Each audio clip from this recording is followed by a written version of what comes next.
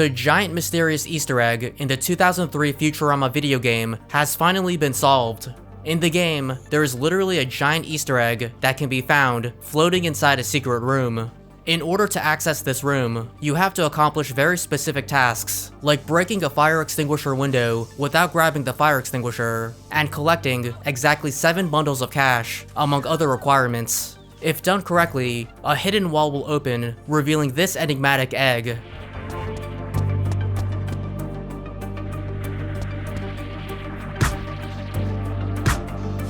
You can hit it, but it doesn't do anything. And for 18 years, the purpose and story of this egg remained a mystery, until now.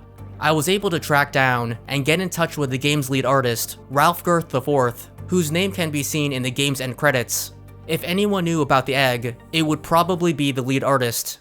I discovered that Ralph was now the owner of a game studio called Factus Games, which had a Discord server. So I joined it and messaged Ralph himself. A day later, I actually got a response. It turns out that the egg doesn't actually do anything. Ralph said, quote, "Hi, if I recall, the egg was just an egg, nothing more. It's just supposed to be a joke, since games have these hidden elements called Easter eggs, so we decided to hide an actual Easter egg." And there you have it. The egg doesn't actually unlock anything, or reveal something greater. It's just meta humor, which is fitting for the game. For example, in the beginning of the first level, you have to grab a hammer, but when you do, a pile of junk falls on top of you, which results in a game over screen. It seems like you failed, but in actuality, it was just a joke, and it's supposed to happen. Oh. Donkey Kong 3 Dai Gyakushu has some pretty weird, esoteric background images. They seem random, and have nothing to do with Donkey Kong.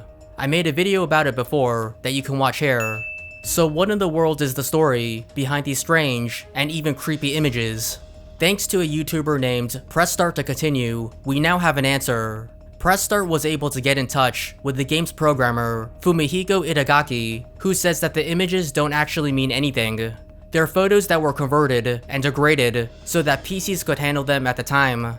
Itagaki told Press Start, at those days, PCs had slow drawing speed, and of course, no sprite function. So some kind of technique was needed to move the object at a sufficient speed while composing the background and object. That work was also a test of one of those techniques. The resolution of the background was reduced by half, and the number of colors available was very limited.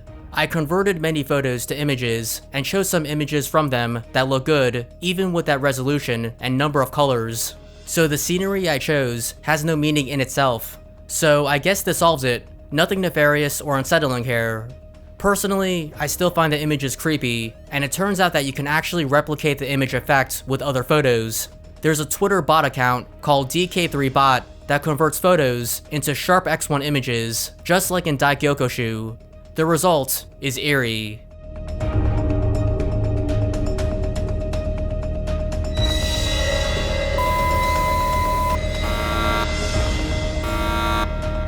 It turns out that the Matrix Online game may really be official canon, and that the reason why Lawrence Fishburne isn't back as Morpheus in the Matrix Resurrections is because his character dies in the Matrix Online.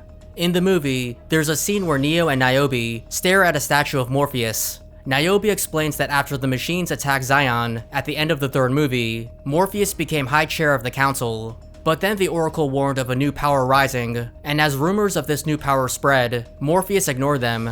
He was certain that what you had done could not be undone. All of these people never stopped believing in miracles, believing in you. Niobe doesn't elaborate any further, and while it's never explicitly stated what happened to Morpheus, it's heavily implied that he's dead, given the context of the scene. As to how he died, the movie leaves the door open to the possibility that Morpheus really did get killed in the Matrix Online. In the game, he gets shot by an assassin after trying to coerce the machines into giving back Neo's body.